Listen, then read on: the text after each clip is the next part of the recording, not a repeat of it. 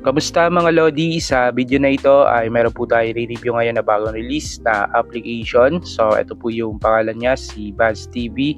So bali available po yung kanilang app dito sa Google Play Store. Okay, so based po dito sa kanyang application ay isa po siyang libreng drama app mga Lodi, no, na kung saan pwede kayong manood dito ng mga free short dramas. Okay, so based po dito sa kanyang app info ay nag-update at na-release po yung kanilang app nitong May 12 lang, 2026, and meron pa lang po siya dito nasa 500 plus downloads. Okay, so ito po yung kanyang app.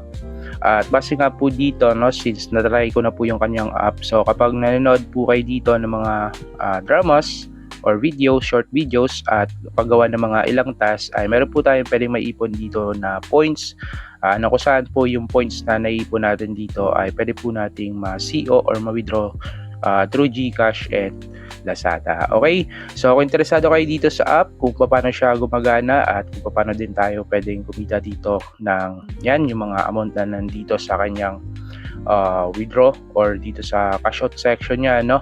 Ayan, so keep watching lang mga lods, and disclaimer lang po, this video is for information and review purposes only. At kung sakali magustuhan nyo pala yung mga ganitong klaseng content, don't forget to like this video and subscribe para updated po kayo sa mga bagong apps at videos ko na i-upload. Salamat! Okay mga Lodi, so going back po dito sa application ni Buzz TV, at ngayon naman po ay check po natin yung kanyang features, no, kung ano ba yung mga nilalaman niya dito at kung paano ba siya gumagana. Okay, so dito, ito po yung pinakang homepage niya. So ito naman po yung makikita natin dito. So may mga different videos, no, na pwede kayong pagpilian at panoorin dito mga Lodi. Okay, so yan lang makikita natin dito, no. Then dito naman sa kanyang For You section, so dito naman mga lods, meron tayong pwedeng mapanood ng mga random videos. Ayan, then kung gusto nyo panoorin nyo, so click nyo lang yung mga episodes niya dito para tuloy-tuloy po yung panonood nyo. Okay, so ayan, so di ko na lang pakita sa inyo mga lods yung mga buong videos, no, for community guidelines policy lang, no. And then next, dito naman po tayo sa reward section. Ayan, so ito naman po yung mga tasks na pwede natin gawin dito sa kanyang app para makakuha po tayo ng mga points. Okay, so una, meron po siya ditong daily check-in. Ayan, so bali manonood lang kayo ng ads dito para maklaim nyo po yung mga points. Then next, meron po siya ditong invite and earn.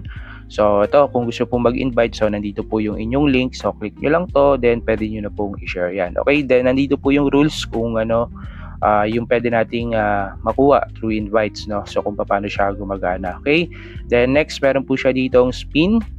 Ayan, na kung saan dito mga lods, pwede kayo makapag-spin 10 times per day. Then para makapag-spin kayo is manonood lang kayo ng ads. Then ito naman po yung pwede natin makuha, no, so meron points at itong parang energy mga lodi. Okay, then kapag meron kayong spin dyan, so ito mga lods, meron pa kayong pwede makuha dito sa baba na extra points. Okay, so check nyo yan, no. Then next, dito naman po sa watch drama and earn points. Ayan, so yun nga mga lods, kapag nanonood kayo ng dramas dito, meron kayong nakukuha na points. And then kapag nare-reach yung mga points na to, ayan, so meron kayong makukuha na extra points dyan mga lodi. For example, so claim natin to. Ayan, so plus 600, then may option pa po siya dito na pwede natin ma-claim yung extra. So by watching ads lang then ulit, yan, so mas makalaki siya yung pwede natin makuha dito kapag yan, claim natin yung extra points. Okay, so check nyo yan mga lodi. And then next ay dito naman po mga lodi sa kanyang new user bonus. Ayan, so may mga extra tasks pa dito na pwede kayong gawin para makakuha ng extra points.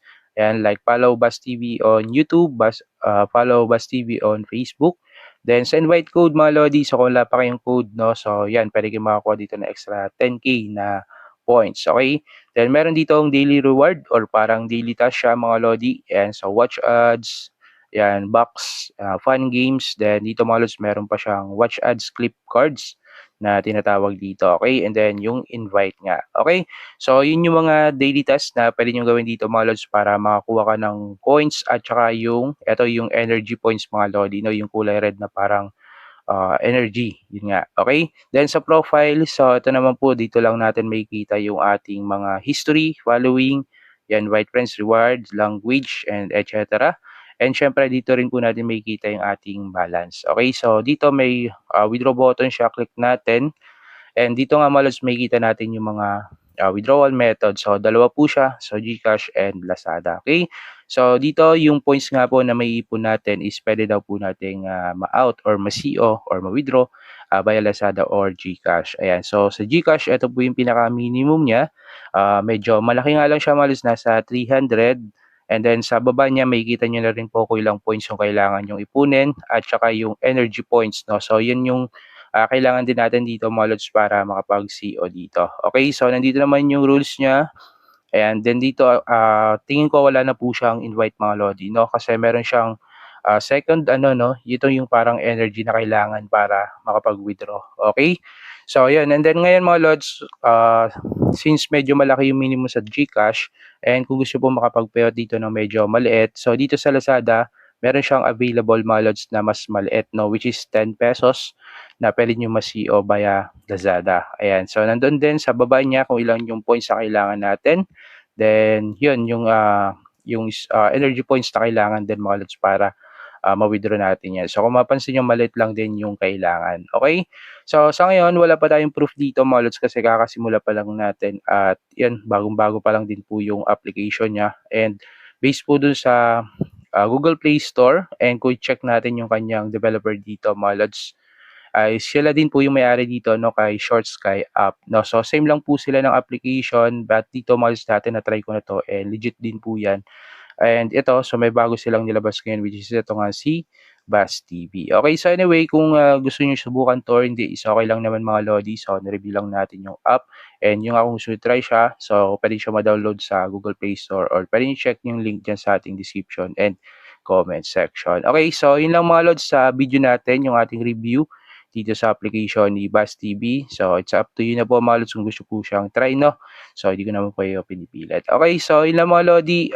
Disclaimer lang po ulit, this video is for information and review purposes only. So maraming salamat po sa panonood mga lods, and God bless.